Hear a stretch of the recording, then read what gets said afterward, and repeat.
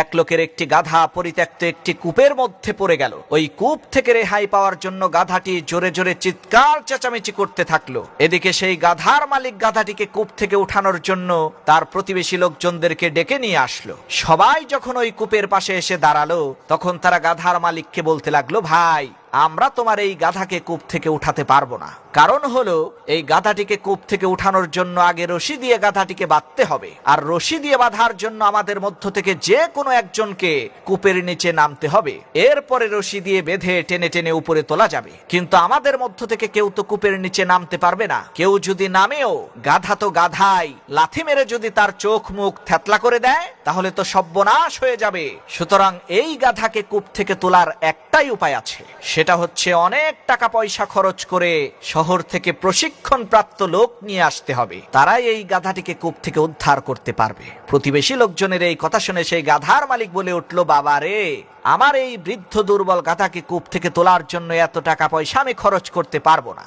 আবার এই গাধাটিকে এইভাবে কূপের মধ্যে রেখেও দিতে পারবো না। কারণ হচ্ছে, সে যেই রকমের চিৎকার চেঁচামেচি করছে, তাতে তো আমার বাড়ি থাকাই কষ্টসাধ্য হয়ে গেছে। এখন একটাই সমাধান, তোমরা ময়লা আবর্জনা মাটি আর ধুলাবালি দিয়ে আমার এই পরিত্যক্ত কূপটিকে ভরাট করে দাও। এতে করে গাধাটিও কূপের মধ্যে দাফন হয়ে যাবে, আর আমিও শান্তিতে বাড়িতে থাকতে পারবো। গাধার মালিকের এই কথা শুনে প্রতিবেশী লোকজন সবাই মিলে ওই কূপের মধ্যে ময়লা আবর্জনা ধুলাবালি ফেলতে লাগলো। এদিকে কূপের মধ্যে থাকা গাধা মনে করলো তাকে উদ্ধার করার জন্যই এই কর্মযজ্ঞ চলছে। এ কারণে সে আরো জোরে জোরে চিল্লাতে লাগলো। গাধার চিল্লানো দেখে প্রতিবেশী লোকজনেরা আরো উত্তেজিত হয়ে আরো বেশি বেশি ময়লা আবর্জনা ফেলতে লাগলো। আর এদিকে কূপের মধ্য থেকে গাধাটি ময়লা আবর্জনার ধুলাবালি তার গায়ের উপর থেকে ঝেড়ে ফেলে দিয়ে লাফিয়ে লাফিয়ে ওই ময়লা আবর্জনার স্তূপের উপরে উঠতে লাগলো। এভাবে করতে করতে এক সময় ওই কূপটি ভরে গেল, আর গাধাটিও ময়লা আবর্জনার স্তূপকে সিঁড়ি হিসেবে ব্যবহার করে